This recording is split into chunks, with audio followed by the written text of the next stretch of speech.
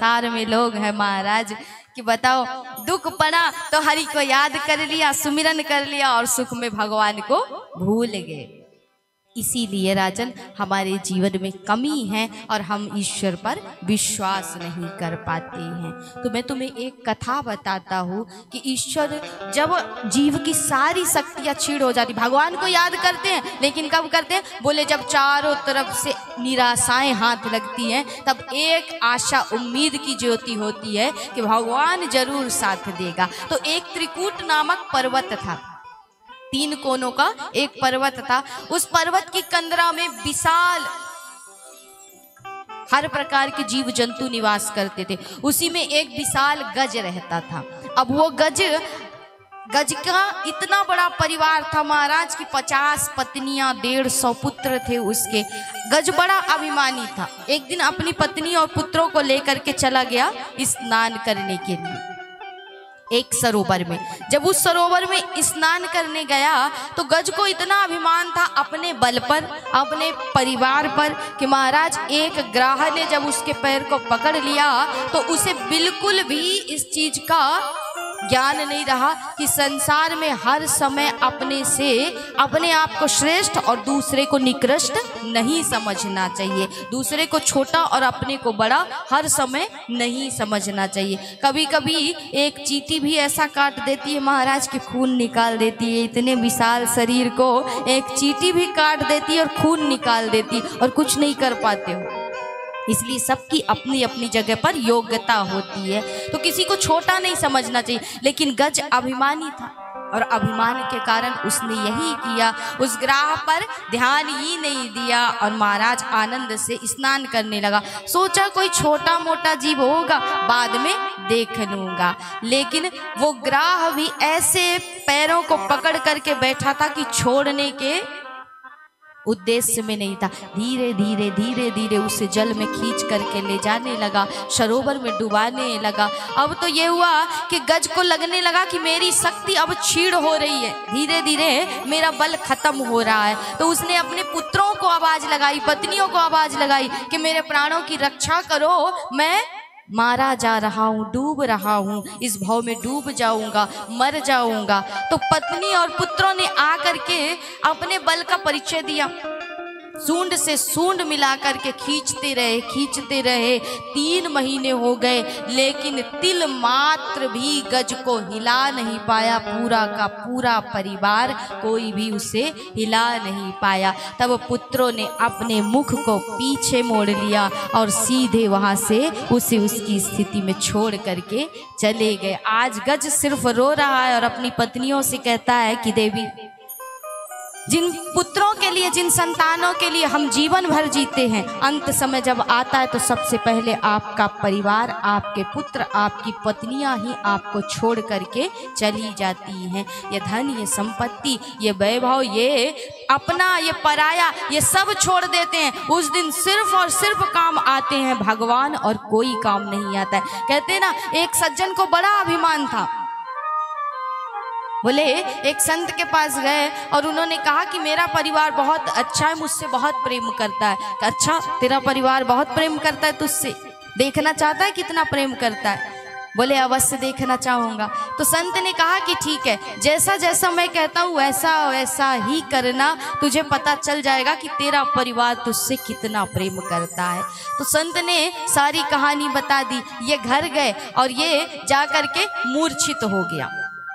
घर में जाकर के इसने नाटक कर लिया, ये मूर्छित हो गया। संत का आगमन हुआ। संत ने कहा कि इसके प्राण जाने वाले, एक ही शर्त पर यह व्यक्ति बच सकता है, जब मैं एक उपाय करूं और तुम उसको पान कर लो। अर्थात एक कटोरे में दूध लेकर के आओ, मैं मंत्र फूकूंगा और उस दूध को, अभिमंत्रित दूध को यदि कोई पान कर ले तो उसके प्राण चले जाएंगे और इसके प्राण बच जाएंगे।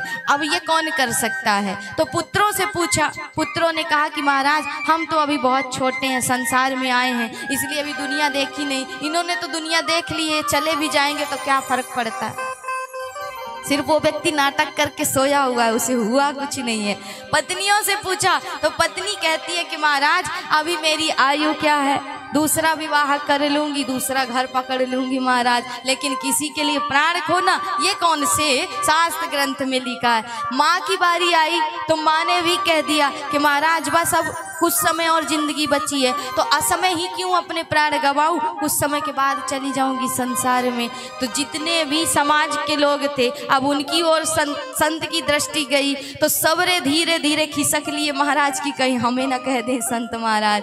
तो इसलिए संत ने कहा कि उठ जाग मुसाफिर भोर भई, अब रैन कहाँ जो सोबत है, और तेरा संसार में कोई नहीं, हंस अकेला आया था उड़ करके अकेला ही जाना है।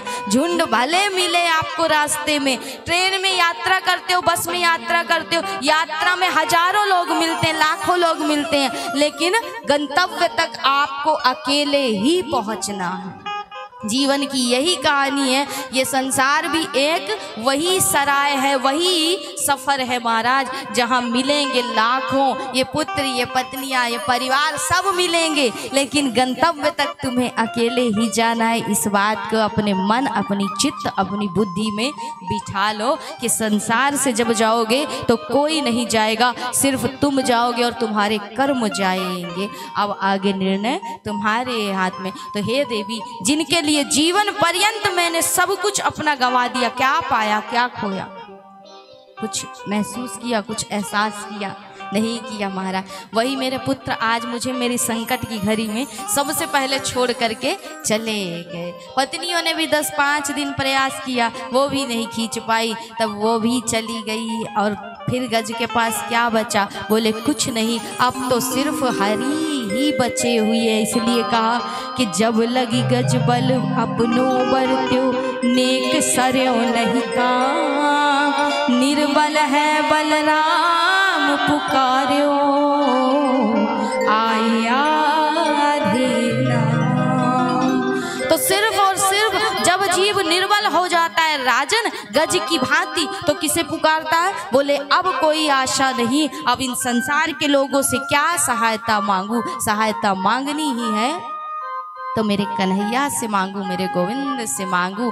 और फिर भगवान की पुकार लगा दी, भगवान की स्तुति करने लगा, भगवान को ध्यानने लगा। तो हरि ने भी विलंब नहीं किया और एक क्षण में प्रभु आए, गज की सूंड को पकड़ा।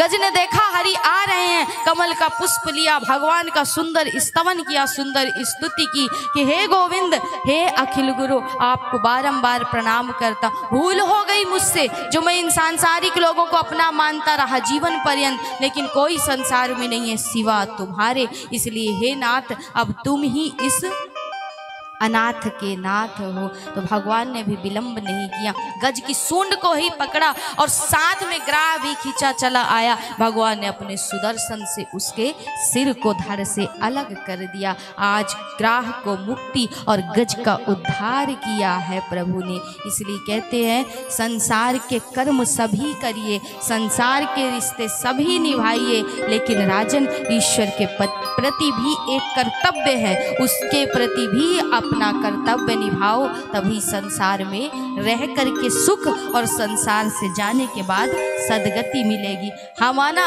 कि यहाँ पर बैठ करके आपको सिर्फ लगता होगा कि कथा एक कहानी है, स्टोरी है, यही सोचते होंगे, बहुत लोग सोचते होंगे कि कथा एक कहानी है, 3 घंटे सुनी, मनोरंजन किया, चले गए। लेकिन अगर आप कभी अकेले एकांत में बैठ करके सोचिए तो ये कथा कुछ और नहीं, अपनी कहानी है, अपनी ही कहानी है। क्या संसार में आए हो तो कोई आया था साथ में, या संसार से जाओगे तो कोई जाएगा साथ में? कोई नहीं जाएगा। बोले पत्नी मकान तक, पुत्र अग्निदान तक, संसार शमशान तक, और उसके बाद अकेले यात्रा करनी हरि के धाम तक, कोई नहीं जान